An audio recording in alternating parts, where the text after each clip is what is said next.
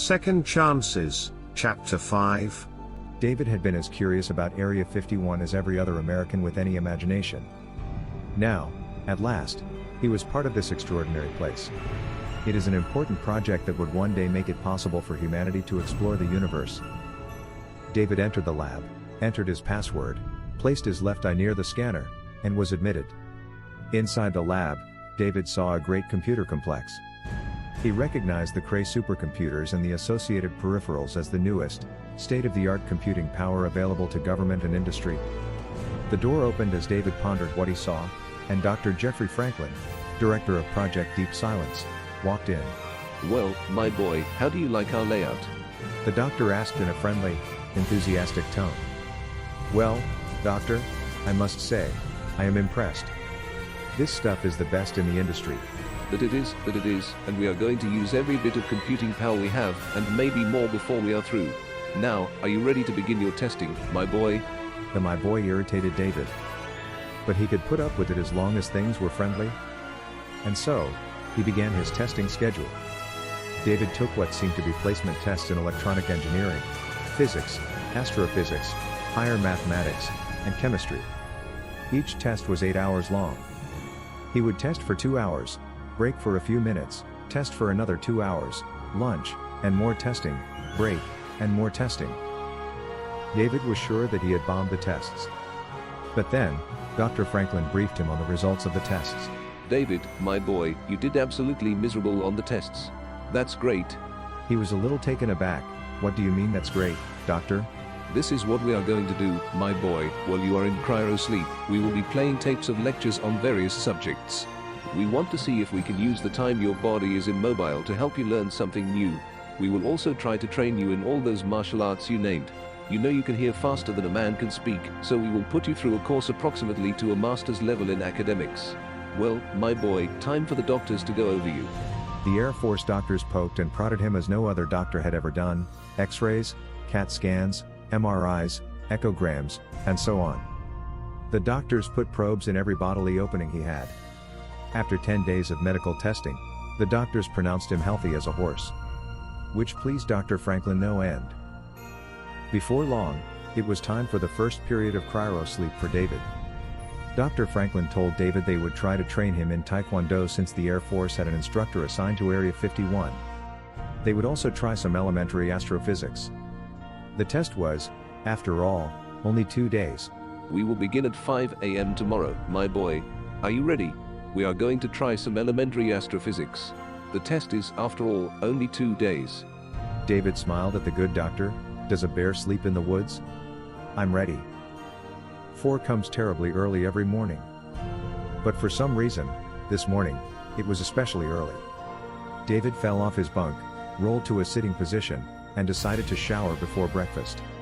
While in the shower, Dr. Franklin entered his room. "David, my boy, are you ready?" "Doc, I will be out in a minute." "What's for breakfast?" Dr. Franklin shouted back. "Nothing for you, my boy. You need an empty stomach for the cryo sleep." David spent half an hour in the lab getting specific shots that were supposed to help the body withstand the cryo sleep process's rigors. Then, of course, the scientists patiently explained the contents and purpose of each shot and how the substance did what they said it would. He turned to Dr. Franklin and said, "Maybe we should put this information on a learning tape, too." "Perhaps we will, my boy, perhaps we will. Time for bed, my boy." Dr. Franklin motioned to what looked like a glass coffin. David got into the coffin, and the scientists closed the lid and started the process. David could smell something like coffee and wanted to tell Dr. Franklin that this was unfair since he had no breakfast. The next thing David knew was that he was freezing. Someone had left the window open, and it must be snowing outside. Man, it was cold. Then, in the distance, David heard a familiar voice. "David, my boy, how are you feeling?" David tried to remember who this voice belonged to. But it was too hard, so he simply allowed himself to drift off to sleep. After a while, David came up again. This time, he opened his eyes. He could see all kinds of people around him, all saying something, then that same voice again. "David, my boy, how are you feeling?" "Oh, Doc, it's cold as you know what down here." David tried to reply, but all that came out was, "Caw caw cold." "Oh well, that's to be expected, my boy. Can you move?" David thought a bit and tried. It was hard. It was exhausting, but he moved and got out of the coffin with a lot of help. Then he was helped to a seat and a cup of hot coffee. That reminds me, Doc, I smelled coffee just as I settled down in the coffin. Dr. Franklin replied, That was an anesthetic. We thought you might like the smell of coffee. And we don't call it a coffin. We call it the cryo chamber. David thought momentarily and asked, how long was I out? Well, David my boy, it was just the 2 days we had scheduled. Now we go back to the testing and medical exams to see how you fit. But first, we get you warmed up, fed, and rested. That, it seems, was that. Again, the Air Force flight surgeons prodded and poked David until it was ridiculous. X-rays, CAT scans, MRIs, echograms of every description, and again, the Air Force proclaimed David fit as a fiddle. Then came the tests, this time only astrophysics. But it seemed to David that they had made the test easier. When Dr. Franklin debriefed him, he was told that he had learned the first 4 semesters of astrophysics in the 2 days he had been out. The next question was answered when he was introduced to the Taekwondo instructor. It seemed that David had learned Taekwondo. The instructor tested David repeatedly and awarded him a green belt in the art of Taekwondo. David worked with the scientists every day, Monday through Friday, and then in the evening, he would train in Taekwondo for 2 hours. On the weekends, David was allowed to follow his own pursuits, except that he was prohibited from leaving Area 51. After several months, David found himself alone again. The problem was he was a senior sergeant. The younger enlisted personnel would have little social contact with him. Still, he was an enlisted man, so the officers were aloof. The other senior sergeants were all Air Force, so David found himself in his BEQ room, alone more and more. David dreamed of his family and missed his Phyllis so very much. Nothing seemed to help the ache in his heart and soul except work. Then, one day, as he was walking to the NCO club for dinner, he heard a gentle voice. Sergeant Major, how are you getting along here at Green Lake? David turned and looked around. The only person near him was the attractive sergeant who played flight attendant on his trip here. I'm sorry, Sergeant, were you talking to me? Yes, I was. How are you? Oh, I'm fine, and how are you? Standard reply. She returned. I'm fine too. Now that we both have lied to each other, tell me the truth, how are you? David looked down. I'm really fine, he told the ground. The sergeant touched his cheek. You're fine, except? She stepped a little closer and whispered in his ear. Except a little lonely. Yeah, I guess you've got it. Sergeant Stella Black looked at the tall, good-looking Army Sergeant Major. Will you join me for dinner this evening? Are you sure? Yes, I'm sure. With that, the two walked side by side to the NCO club and had dinner. Coming the other way was a major. Stella snapped him a salute as they walked on. Suddenly, they heard the major shout. Sergeant Major, don't you salute officers? David turned and addressed the officer. Yes, sir. But I usually wait for them to salute me first, but then I'm not as chicken as an officer. The major began to turn red with anger, but David simply pointed to his chest, to a light blue ribbon with 5 white stars. The major started. The Medal of Honor. My apologies, Sergeant Major. Then the major saluted David, and David returned that salute. Both turned and went on their way. Stella saluted David. I'm sorry, Sergeant Major. David smiled. As I told the major, I'm not as chicken as an officer. Then, they walked to the NCO club. The dinner was Dutch, but the company and conversation helped to while away the time. Before they knew it, it was time to close the club, so they said a cheerful goodnight and parted company. David dreamed of Sergeant Stella Black that night. Her soft voice called to him across the distance between them. David, time to get out of bed. Come on now my boy, time to rise and shine. We've another trial starting today. Dr. Franklin called him. It was 4 a.m. and time to shower and dress for today's cryo nap. Again, no breakfast. As the two arrived at the lab, David got his briefing from Dr. Franklin. This time my boy, we will continue the taekwondo training. We might add a little boxing, perhaps some savate. But we shall include more astrophysics and some math, okay my boy? Well, that sounded okay with David. This trial would last a week, 7 days. Well, if it was anything like last time, it was over before it began, at least for him. The week's trial went as planned. He awoke to the cold but came away from the test feeling as good as new. The examinations by the Air Force doctors again pronounced him in excellent health. He took the test reviewing his knowledge of astrophysics and math. He was also awarded his first-degree black belt in Taekwondo. Further exercises confirmed that he had the skills of a boxer and a French foot fighter. Dr. Franklin was beside himself with joy at the outcome of David's test results. The first evening after his awakening from the week's test, David was on his way to the NCO club when he happened upon Sergeant Black. She seemed to be waiting for someone. David greeted her lightly and asked if she was waiting for someone. Yes, I am. She replied. I have been waiting for you. For me? Yes, for you. I've been waiting here every evening this past week. I was really hoping to see you again. She confessed. I really liked your company the other evening. They walked into the club and sat for dinner. Sergeant Major. Stella began. David interrupted. Please, call me David. At least while we are having dinner together. Okay, I was going to ask you if I could call you David. David. May I ask you a rather personal question, Stella? She smiled and answered. You may ask, but I may not answer if that's okay with you. Well, I'm kinda curious. Why did you? Why were you? Well, that night. David's voice trailed off to an embarrassed silence. Stella saw that this was awkward for him. Why did I approach you last time? Why was I waiting for you this week? Yeah, was all that would come out of his mouth. David, I could see that you were alone. And I was lonely, too. You were someone I had at least some reason to speak to. And you are the only passenger I have ever had that thanked me after the plane landed. You just seem to be a nice guy. I wanted to get to know you. David studied her and replied, I was lonely. But I never thought someone like you would ever be lonely. I thought your calendar would be filled months in advance.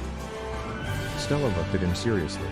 Why didn't you ask me for a date when you got off the airplane? Well, I was the new guy and army at that.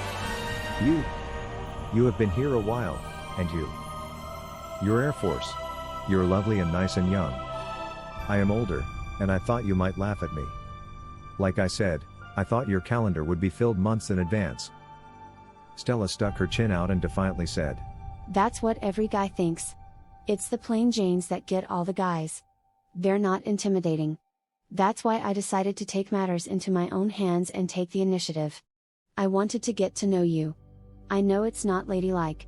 But then, being ladylike has not gotten me very many dates since high school. Their dinner came, and they fell into a clumsy silence. David spoke quietly. I'm sorry, Stella. I'm really glad you did what you did. I really like your company. It kinda makes an old sergeant feel a little younger. She smiled and said. You're not old, just mature. With that, they both laughed and dug into their meals. Later that evening, as they walked in the warm Nevada air, David tentatively reached out for Stella's hand, and without a word, her hand slipped into his. It seemed so natural. Stella asked David. Where were you this past week? You know I am involved in a classified project with Dr. Franklin. I have an assignment that puts me out of contact for various periods. It's just part of the job. She regarded him silently, then. Will you let me know when you will be gone? Stella, I'll let you know when I will disappear. And for about how long? That's the best I can do. Stella looked very unhappy.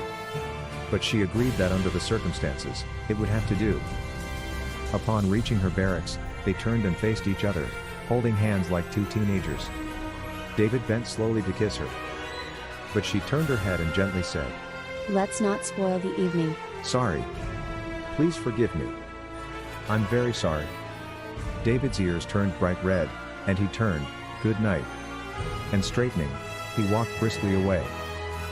She stood momentarily watching him walk away and then turned and entered her barracks. A small voice told her that a tiny kiss should have been all right as she sat at her desk. She pushed the thought aside and prepared for the night. David marched briskly away until he was out of sight of her barracks, then he slowed and went on, not the heroic soldier but the whipped dog, tail between his legs. Finally, at the Bic, he showered and turned in for the night. The next day, he worked on the computer systems in the project lab at a pace that no one else could match. At the usual quitting time, David stayed at work until well past 1900 hours. He thought he would probably miss her as he left the lab and headed for the NCO club. He entered the club, took a back booth, and had a quiet dinner. When he finished eating and was about to go to his room, Stella came and sat across the table. Where have you been? I had to work late, sorry. I waited for you. You should have called me. Stella, I have to tell you the truth. I was so embarrassed about last night, I really didn't want to face you. I thought so. It was just a little mistake. Please don't let it ruin our friendship. I really like you as a friend. Well, I wasn't really looking forward to eating alone. But it seemed preferable to facing you after my faux pas. I really like you too. There, see, facing it wasn't so bad, now was it? Stella, I am a combat soldier. I faced death in Vietnam. But that was a whole lot easier than facing you. I guess I'm a bit of a coward when it comes to a relationship kind of thing. At this point, I need to pause. Who does this young woman think she is? She doesn't own David. They're only acquaintances. And David, is he a wimp? If it weren't for what happens later, I would stop writing. Well, just don't let it happen again. Okay. I will do my best to be on my good behavior and to face up to my mistakes. Dave, would you like to dance? I have never danced in my life. Well, I'll teach you. Come on. After a bit of coaxing, David and Stella stepped out onto the dance floor, and she began to teach him a few basic waltz steps. She was a patient teacher, and he wasn't as clumsy as he thought he would be. After a while, he seemed to catch on to the rhythm and moves of the waltz, and then she moved in a little closer, and they really danced. He was mesmerized by her closeness and the music. The sweet smell of her seemed to fog his brain and senses. He suggested that they get a little fresh air. They left the club, and he walked her to her barracks. This time, he wished her a good night and promised to meet her at her billets for dinner and maybe a movie. She agreed and stepped into the building. David's head spun as he slowly walked to the BEQ. He was glad that his trying to kiss her wasn't as bad a mistake as he thought. But now, what kind of relationship could he hope for, being hopelessly infatuated with her? As he climbed into bed, his last thought was, oh well, I take what I can get. At least I can be near her. Work went as usual. David took in every aspect of the project, almost to the point of memorizing reams of notes, schematics, specifications, and theories. Each evening, David met Stella for dinner and dancing, a movie, or just a walk. They talked about 1,000 different things. But both carefully avoided talking about their relationship. Finally, he told her that he would be away for a month. He would be going the next Monday. Again, she didn't look too happy about that. But she knew the demands of duty, so they, again, took a walk in the warm Nevada evening. As they walked, she took his hand, and they walked along, talking about nothing special. Soon, they came upon her barracks and stopped. She turned to face him, still holding his hand. I'll miss you. He looked at her, knowing that he would go into cryosleep and not be aware of the passage of time. But he decided to lie a little. I'll miss you, too. I just can't imagine eating alone again. That is sheer torture. She agreed, turned abruptly, and stepped into her building, leaving him to walk to his room alone. Monday morning, no breakfast, Dr. Franklin arrived to take him to the lab. Everything was ready again. Dr. Franklin gave him his usual briefing. They would give him electronics engineering, chemistry, physics, karate, jiu-jitsu, taekwondo, kung fu, shabbat, and boxing this time. Dr. Franklin went on to tell David that after this test, it would be about 6 months before they would begin the next phase of the project. With that amount of time, you might just get to know that nice young sergeant you've been spending time with. Said Dr. Franklin. Stella Black, isn't it? David stammered. How did you know? David, my boy, this is a very small community, everyone knows about you too. I'm happy for you, my boy. A girlfriend is good as long as you remember that she is not cleared for our project. Now, it's time to go to sleep, my boy. Afterward, David and Stella spent many happy hours together. Work and play filled the months. After about 3 months, David was determined to tell Stella he loved her. He had made up his mind to tell her after dinner that night. As he worked, the secretary called him to the phone. David, this is Stella. I'm sorry, I won't be able to have dinner with you tonight. My boyfriend just returned from the Middle East, and I need to spend time with him. Okay. He felt the world drop away from him. Yeah, okay. Have fun. His mind spun. Boyfriend? Boy, am I a fool? I guess it was just too good to be true. Sure glad I didn't make a jerk of myself this time. After work, he went to the club as usual. He spotted Stella and a nice-looking young sergeant sitting in one corner, looking into each other's eyes, holding hands and talking. Passing without their notice, he chose a table in a dark corner and ordered a small meal. After a short time, Stella and her friend approached his table. She introduced them. David, this is my boyfriend, Bobby, Robert Klein. Bobby, this is Sergeant Major David Stevens. Bobby didn't look too happy. But he was civil. David indicated that they should sit. Then he turned to Robert and said, "You don't look too happy. Is there something wrong, Bob?" He shot a quick glance at Stella and said, Yeah, I don't like guys that try to beat my time with my girl. "Bob, look at me. I am twice her age. I could be her father, for crying out loud. We were just two people who needed a little company to help pass the off-duty time. I'm no competition for you. The relationship Stella and I have is more father and daughter than anything else." David took a $50 bill from his wallet and handed it to Bobby. "Here, you two have fun." Bob answered, We don't need your money. "Look, I'm a sergeant major and a bachelor. You, two young sergeants, don't make near what I do. Take this and have fun on me, okay?" Bobby looked greatly relieved, thanked him for watching over her, and took the money. Stella looked at David with an odd expression and then smiled, and the two young sergeants left David sitting alone. David arose, went to his room, and wondered if he would even find a little happiness again. David drove himself relentlessly, working 12, 16 hours a day, trying to fill the hours with work so as not to think about Phyllis or Stella. Every night, he ate alone.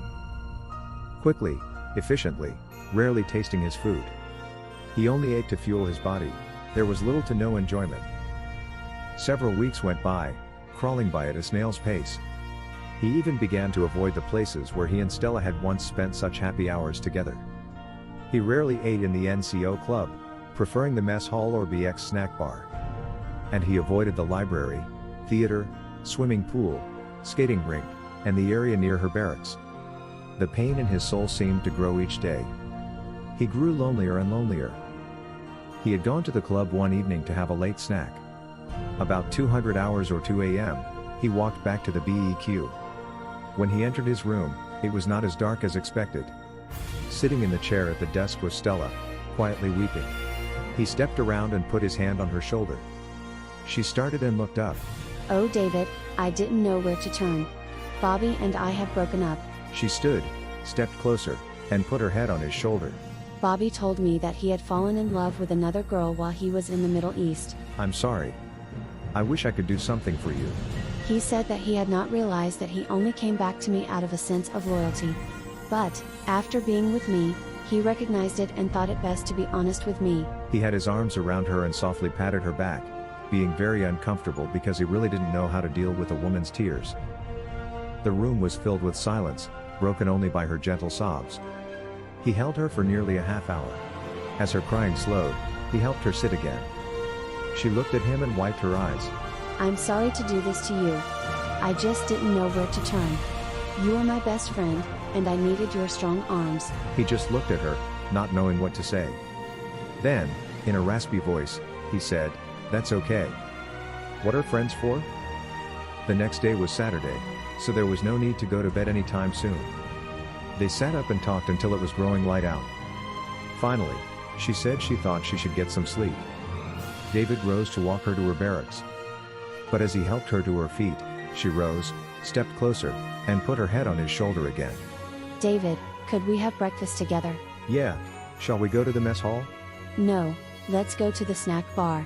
There'll be fewer people there." They walked to the snack bar, and as they went, he took her hand in his and simply walked close to her side. She did not resist this sign of affection but gave his hand a slight squeeze while giving him a little smile. He was confused. But as he once said, "I'll take anything I can get." After breakfast, he walked her to her barracks and watched as she entered and closed the door. He went on to his room and then decided to get some sleep. Sleep came, but not before his heart expressed a hope that he might have a slight chance.